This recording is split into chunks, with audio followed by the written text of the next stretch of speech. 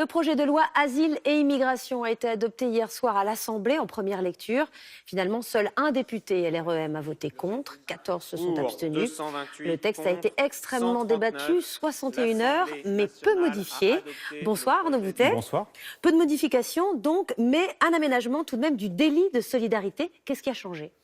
Eh bien, on peut dire que la loi assouplit surtout les poursuites pénales sur l'aide au séjour irrégulier d'un étranger en France, ce que les opposants au texte nomment aussi le délit de solidarité. Alors ce délit disparaît dans certaines conditions. Pas de délit, par exemple, si l'acte reproché consiste à fournir aux migrants des conseils juridiques, des conseils linguistiques ou bien des conseils sociaux.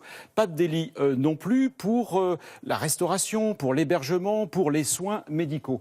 Enfin, autre exemption, le transport d'un migrant en France, attention, sans traverser une frontière, ne constitue pas un délit, sauf s'il y a un but lucratif, comme c'est le cas bien sûr pour les passeurs. Est-ce que ça veut dire que ceux qui aident les migrants gratuitement, par conviction, ne seront pas jugés ? Alors oui, si cette aide est totalement désintéressée. Non, si le geste humaniste devient ensuite un engagement militant. Eh bien, c'est le cas de Cédric Héroux, cet agriculteur activiste qui a été condamné en août pour avoir aidé des migrants à la frontière italienne. Il en fait aujourd'hui un combat personnel. Eh bien, il n'y aura pas d'assouplissement de la loi pour des initiatives comme celle-ci. Merci Arnaud.